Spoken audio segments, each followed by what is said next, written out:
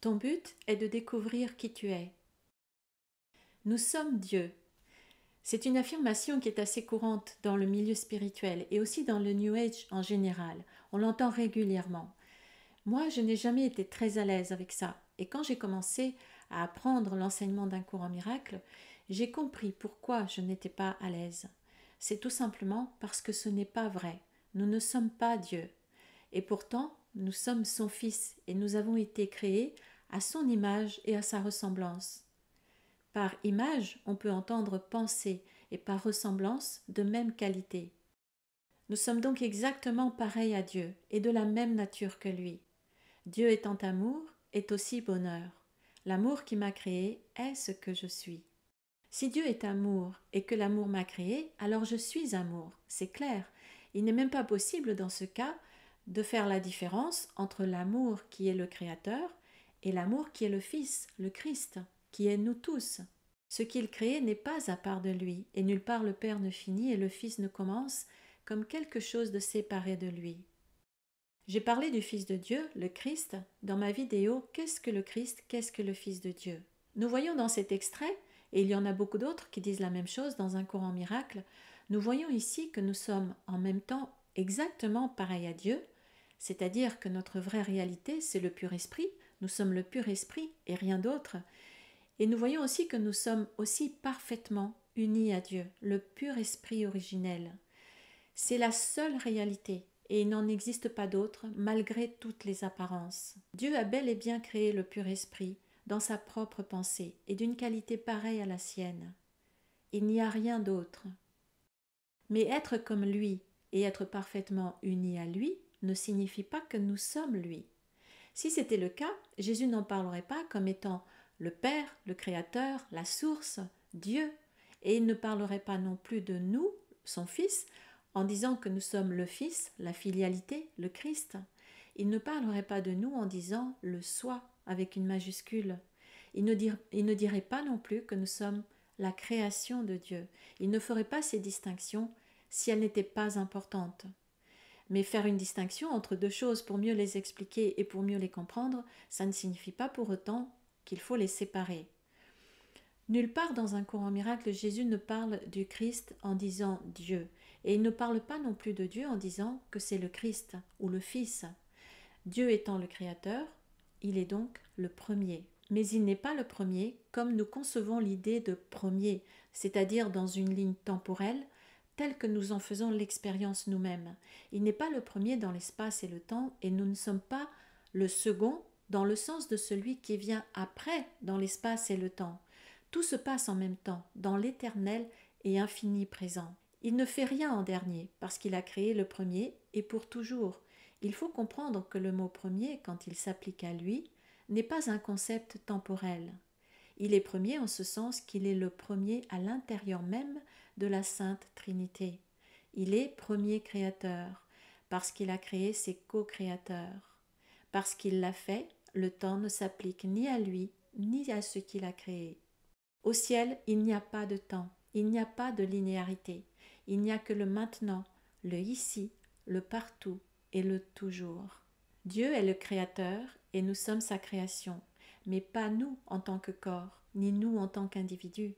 Nous sommes la création, nous les fils de Dieu. Nous semblons être distincts et inconscients de notre éternelle unité avec lui. En tant que corps et en tant qu'individu, nous ne sommes même pas ici. Seul notre esprit est réel et notre esprit est le prolongement de celui de Dieu, notre Créateur. Le Christ est le Fils de Dieu tel qu'il l'a créé.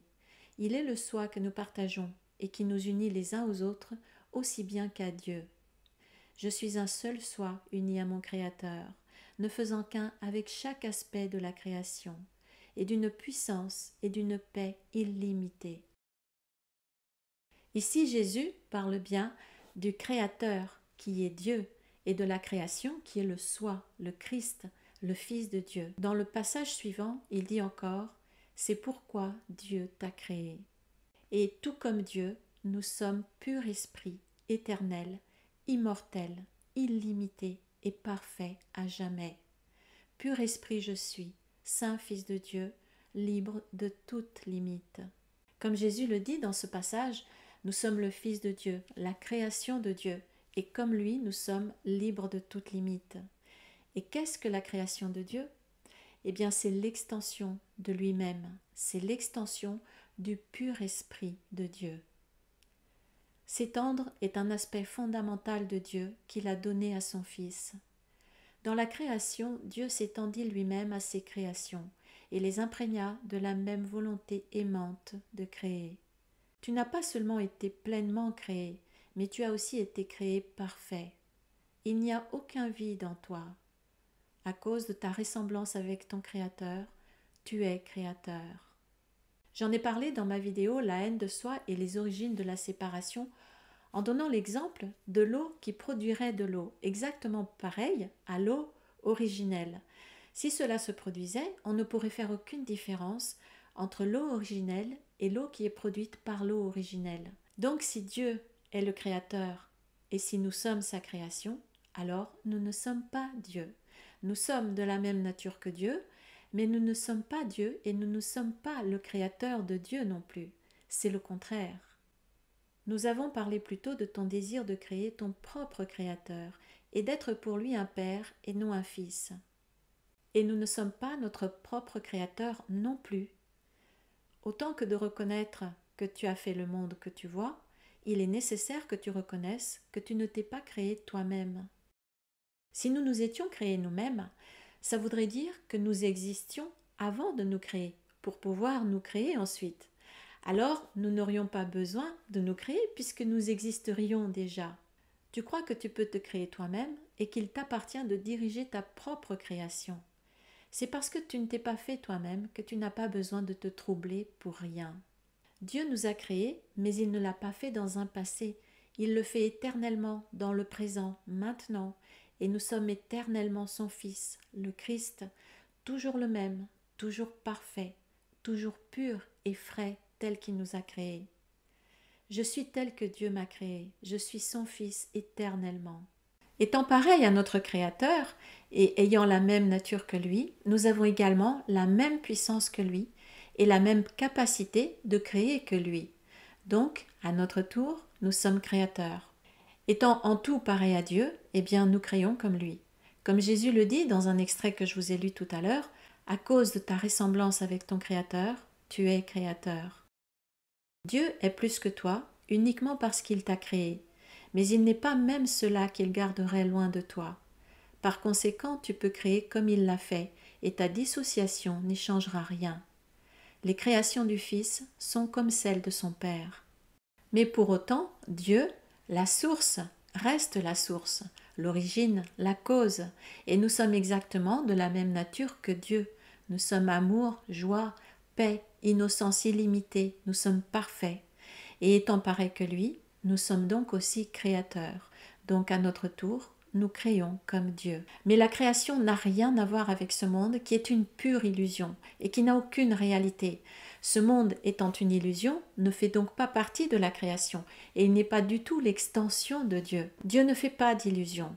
La création, c'est ce qui est éternel et qui dure à jamais. C'est le pur esprit et nous sommes le pur esprit. Tu es le pur esprit, tendrement doté de tout l'amour, la paix et la joie de ton Père. Tu es le pur esprit qui le complète lui-même et qui partage sa fonction en tant que créateur. Mais Dieu, la source, c'est l'origine de la création éternelle. Le mot Dieu désigne ce qui vient en premier et non ce que Dieu a créé. Ce qu'il crée, c'est le Christ, c'est son Fils. Dieu est le créateur, l'origine. De fait, cause est un terme qui appartient en propre à Dieu et son effet est son Fils.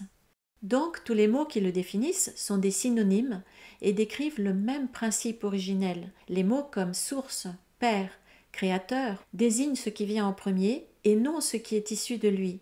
Et ce qui est issu de lui est pourtant le même que lui et sans aucune séparation avec lui.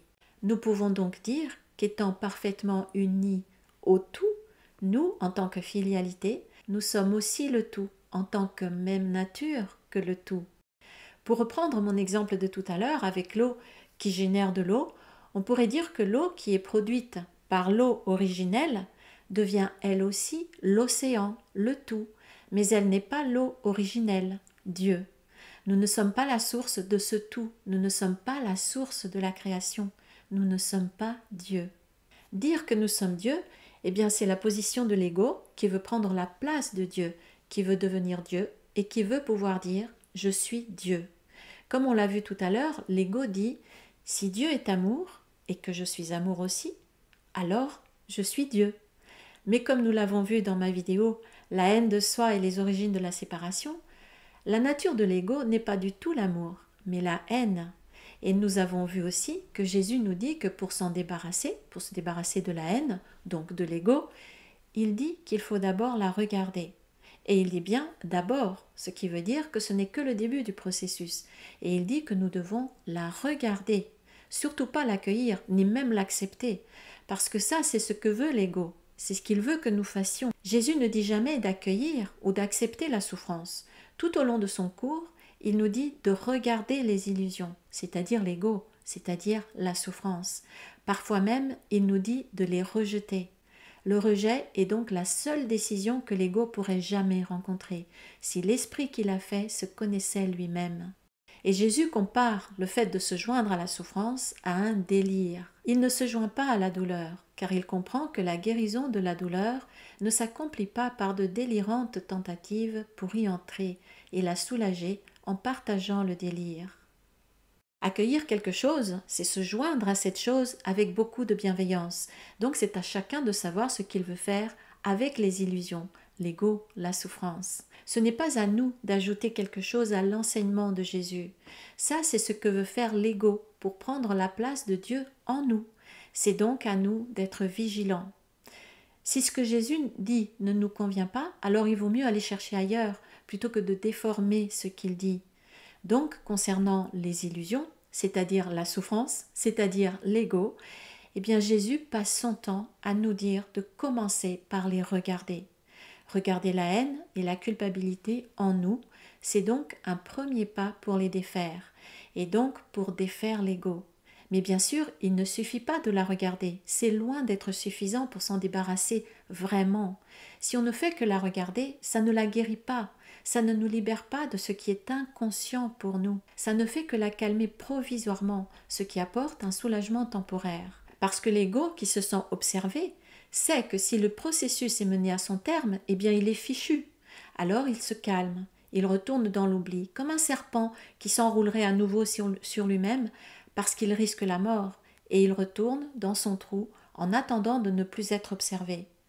Il va se tenir à carreau pendant le temps qu'il est observé, et encore pendant un peu de temps ensuite, jusqu'à ce qu'on retourne à nos affaires et qu'on l'oublie. Mais il est toujours là, intact. Regarder l'ego, ce n'est que le premier pas d'un processus, qui est un processus complet, et Jésus nous explique avec soin toutes les étapes de ce processus et les détails de chaque étape. Ce sont les 3 étapes du pardon véritable qu'il nous enseigne et nous explique soigneusement, avec tous les détails qui les composent. Ces 3 étapes contiennent des composantes essentielles. Et les composantes de ce processus sont précises et claires. Si on ne les pratique pas, il n'y a aucun mal. Et si on pratique quelque chose d'autre de ce que Jésus nous enseigne et qu'on appelle ça le pardon ou l'enseignement de Jésus, il n'y a aucun mal non plus. Mais alors, on ne peut pas dire qu'on pratique le pardon que Jésus nous enseigne dans un cours en miracle, et on véhiculera une fausse idée à propos de l'enseignement de Jésus, sans compter qu'on n'en aura pas soi-même les bénéfices et qu'on continuera à rester prisonnier de la souffrance. Et ça, c'est le plus dommageable. Ce n'est pas à nous d'inventer les formules que nous pensons être les bonnes pour cet enseignement. Si nous voulons suivre le processus d'un cours en miracle, alors nous devons le faire tel qu'il nous le dit et tel qu'il nous l'enseigne. Le pardon étant l'élément principal d'un cours en miracle. J'ai fait une série de vidéos sur le vrai pardon que vous pouvez retrouver dans ma playlist « Le pardon véritable ». Bien sûr, il n'y a aucun mal à faire autrement et chacun fait comme il veut. Mais j'ai déjà parlé plusieurs fois de l'importance de ne pas faire d'interprétation ni de déformation si on veut suivre cet enseignement de manière efficace.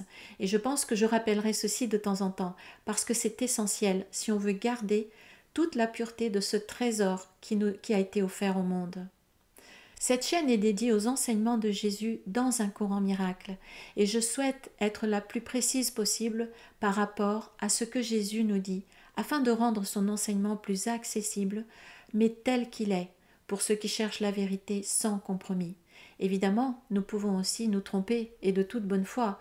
C'est pour ça que nous devons être sans compromis quand nous le lisons et voir ce qu'il nous dit vraiment et pas ce que l'ego veut nous faire voir et ce qu'il veut nous faire ajouter là où il n'y a rien à ajouter.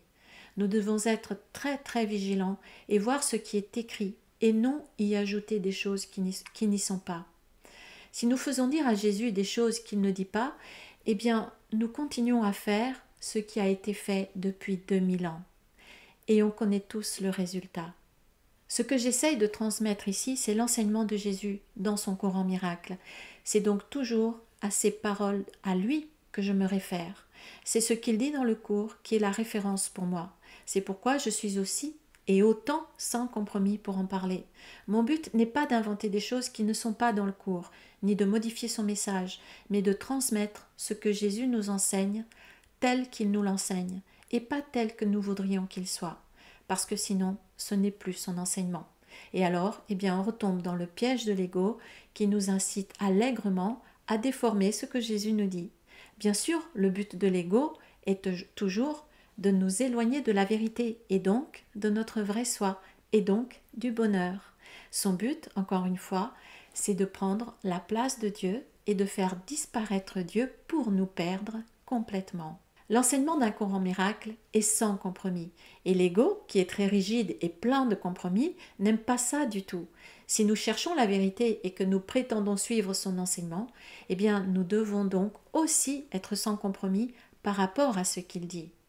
La seule interprétation que nous devons accepter, c'est celle du Saint-Esprit ou de Jésus, qui en réalité est une réinterprétation de la mauvaise interprétation que nous avons faite, car eux seuls peuvent réinterpréter pour nous les erreurs que nous avons faites afin que nous puissions nous en libérer. Le Saint-Esprit t'aidera à réinterpréter tout ce que tu perçois comme apeurant et il t'enseignera que seul est vrai ce qui est aimant. C'est vrai que ce n'est pas toujours facile de faire la différence entre interpréter et comprendre, mais nous devons nous efforcer de le faire et d'être le plus rigoureux possible si nous voulons suivre sérieusement cet enseignement. Pourtant, quand on comprend l'ensemble de ce qu'il nous dit, c'est tellement simple. C'est pour ça que j'ai mis en place des programmes en ligne et 2 stages afin d'aider à la compréhension et à la mise en place concrète des outils spirituels tels que Jésus nous les donne dans son cours en miracle, et dont le but est de nous libérer de la souffrance et des illusions, puis d'atteindre la paix et l'éveil de notre esprit. Le plus important de ces moyens, comme je le dis souvent, est le processus du pardon véritable, qu'il nous explique en détail et pour lequel je propose aussi un programme en ligne de 2 mois et demi à l'automne prochain et un week-end au mois de juillet prochain.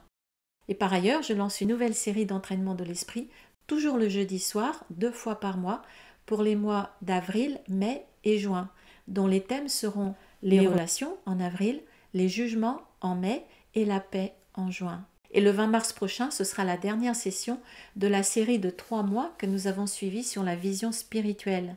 Cette vision par laquelle nous voyons la lumière divine partout et en tout, littéralement, quand notre esprit bascule spontanément dans la vraie vision suite à notre pratique. Et cette lumière que nous voyons alors, elle est bien réelle. Elle n'est pas juste symbolique et nous voyons tout, absolument tout dans cette lumière, sans aucune interprétation possible, même si toutes les choses que nous voyons, elles, n'ont aucune existence réelle. Et je peux l'affirmer parce que je l'ai vécu, même si je ne suis pas encore installée dans cette vision de manière permanente. J'ai essayé de l'expliquer dans ma vidéo « Dieu est dans tout ce que je vois » et j'ai parlé également de cette lumière dans ma vidéo « Le pouvoir absolu de la lumière ».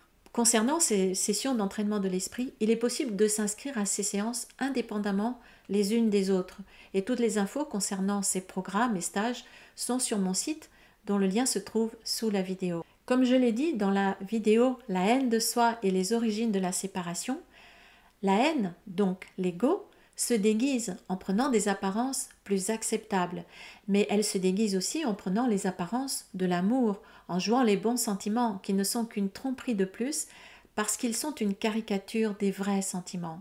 C'est normal puisque l'ego est une caricature. Souvenez-vous que l'ego, c'est la partie de notre esprit qui a peur et ce n'est pas une entité séparée de nous. tout ce qu'il fait et nous incite à faire est mené par la peur. Alors, il fait tout pour ressembler à Dieu et pour prendre la place de Dieu dans notre esprit. Une autre manière qu'il a de le faire, de vouloir prendre la place de Dieu, c'est de prendre la vérité en se servant du fait que Dieu est en chacun de nous, réellement. À partir de là, l'ego, toujours spécialiste pour déformer la vérité, dit « Si Dieu est en moi, alors je suis Dieu ». Il est très tentant de s'embarquer sur cette voie, parce que c'est très très flatteur. Mais dire ça, c'est comme si nous disions que comme nous sommes faits de chair et d'os, et nos parents étant faits aussi de chair et d'os, alors nous sommes nos parents. Mais non, tout le monde sait que ce n'est pas vrai. Pourtant, tout comme nos parents, nous pouvons devenir à notre tour des créateurs aussi. Voilà comment l'ego mélange et confond ce qui est la source de la création et la création elle-même, qui est de la même nature que la source. Ce qu'il veut, c'est nous embrouiller, parce qu'il sait que la clarté nous montrerait tout de suite l'évidence. Mais c'est justement ça qui lui fait peur, la clarté et l'évidence. L'ego a peur de ce qui est évident, puisque l'évidence est la caractéristique essentielle de la réalité. Et c'est comme ça que marche l'ego. Tout est confusion en lui et il ne sème que la confusion. Il prend la vérité qui ne vient pas de lui, il la copie, il se l'approprie et il la déforme. Ensuite, il présente ce qui ressemble à la vérité qu'il a prise ailleurs et qu'il a déformée comme si c'était la vérité et comme si ça venait de lui. Et tout ça en prenant le parfait visage de l'innocence. Mais c'est un tricheur et un imposteur. Ça ne lui pose aucun problème d'être malhonnête et de nous tromper pour s'installer à la place de Dieu. Bien sûr, il ne s'installe pas à la place de Dieu parce qu'il ne peut pas le faire en réalité. C'est impossible. Mais il arrive à faire croire qu'il le fait, même s'il est une illusion et qu'il n'a aucune réalité.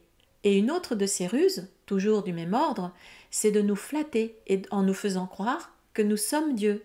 Comme ça, il nous met de son côté en nous faisant croire aussi qu'il est de notre côté. Son but en nous flattant, c'est toujours de nous garder endormis, sous son discours hypnotique pour continuer à exister. Mais bien sûr, il n'est pas de notre côté. Il ne l'a jamais été et il ne le sera jamais.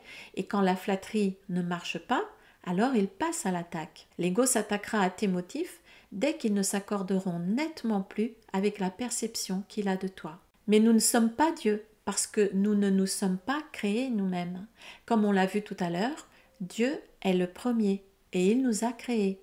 Même en ce monde, c'est dans cet ordre-là que ça marche. On pourrait illustrer ça avec l'image du soleil, puisque nous comprenons tous que les rayons du soleil sont issus du soleil et ils sont exactement de la même nature que le soleil. Pourtant, ce ne sont pas les rayons qui sont la source du soleil et qui ont fait le soleil, mais l'inverse.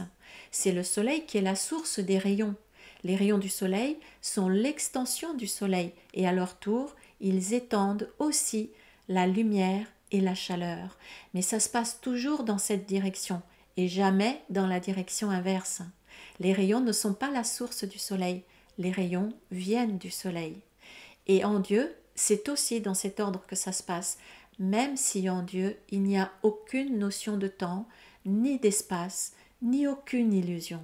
L'ego prend des raccourcis très tordus qui nous font faire de grands détours et qui sont remplis de souffrance.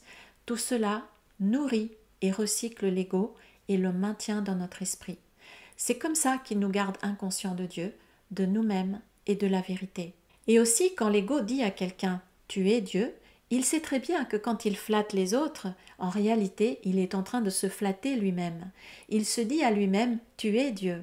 Il aime utiliser la séduction de la grandiosité pour tromper et détourner de la vérité. Pourtant, il sait que son temps est compté et qu'il ne peut rien contre la grandeur de Dieu, mais il essaye. La grandiosité de l'ego est son alternative à la grandeur de Dieu. Et Jésus nous demande, au cas où nous hésiterions, laquelle choisiras-tu ? Bien sûr, la grandeur de Dieu n'a rien à voir avec sa taille. Dieu n'a pas de taille. Il n'est ni grand ni petit. Tout comme sa création, le Christ, qui est notre soi, n'est ni grand ni petit. Dieu et sa création sont simplement infinis. Et infini, ça va dans toutes les directions, dans l'infiniment grand et dans l'infiniment petit. Mais l'infini n'a aucune notion de grand ou de petit. Y mettre une notion de grand ou de petit, eh bien, c'est limiter l'infini. C'est insérer dans l'infini la notion de comparaison et donc de limite. La connaissance ne comporte jamais de comparaison. Dieu et sa création sont une unité absolue, complètement en dehors de tout concept de taille, de distance, de temps ou d'espace. Mais l'ego met des limitations et des comparaisons partout. Il inverse tout, il met l'infini en boîte et puis il dit qu'il est Dieu. L'ego veut dominer sur un trône. Il veut dominer sur toute chose au lieu d'aimer toute chose. Et selon ce que Jésus nous dit souvent dans son cours en miracle, il est important de se rappeler que pour aimer, nous devons d'abord enlever de notre esprit les blocages qui font barrière à l'amour. Tous les blocages qui sont en nous sont les illusions qui constituent l'ego. Et Jésus en parle beaucoup. Pour pouvoir faire l'expérience de notre vraie nature et aimer réellement, eh bien, il faut d'abord nous libérer progressivement de ce qui nous empêche de retrouver la conscience de cette nature qui est la nôtre. Et c'est là que les moyens que Jésus nous donne dans un cours en miracle interviennent. Vouloir vivre tout de suite notre nature immortelle et infinie avant de nous libérer de ce qui nous cache est une illusion de plus. Il faut d'abord nous libérer de l'ego et de tous ces mécanismes. Mais pour nous libérer de l'ego, eh bien, il faut apprendre ce que Jésus nous explique sur la manière de procéder. Jésus nous offre des outils spirituels qui sont des outils de haut niveau pour nous aider à sortir de l'illusion de la séparation et de la souffrance, pour nous libérer complètement de l'ego afin de retrouver le souvenir et la conscience de notre vraie nature, qui est l'amour, la paix, la joie. Et ça, l'ego ne le veut pas. Il ne veut pas que nous enlevions les blocages à la paix et à l'amour en nous, parce que ça signifie sa disparition. C'est pour ça qu'il fait tout pour nous détourner de la réalité, de la vérité, et il utilise toutes les ruses qu'il peut trouver, y compris nous faire croire que nous sommes Dieu. Pourtant, bien que nous ne sommes pas Dieu, nous avons en nous tout le pouvoir qui est en lui. Jésus le dit, aux pensées de Dieu est donné tout le pouvoir qu'à leur propre Créateur. Et une dernière chose, si nous étions Dieu, nous serions perdus, parce que ça signifierait que nous, en tant que Dieu, eh bien, nous aurions fabriqué ce monde dans lequel nous avons perdu notre chemin. Ça signifierait que Dieu lui-même a oublié le chemin du retour chez lui et qu'il est foutu dans un monde de souffrance et qu'il est devenu amnésique et fou. Si nous sommes Dieu, eh bien, il ne reste rien de sensé pour nous guider, puisque c'est Dieu qui nous a envoyé le Saint-Esprit dans notre propre esprit pour nous guider sur le chemin du retour à la maison.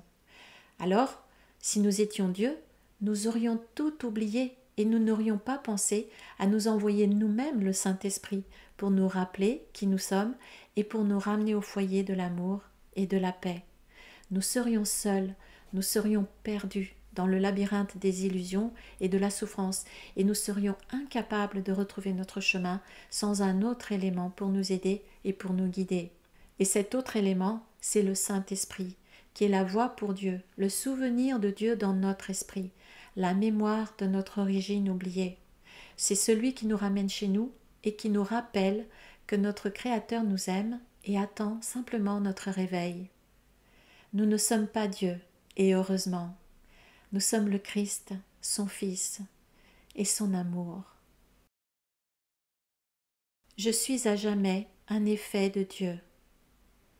Père, j'ai été créé dans ton esprit, une sainte pensée qui n'a jamais quitté sa demeure.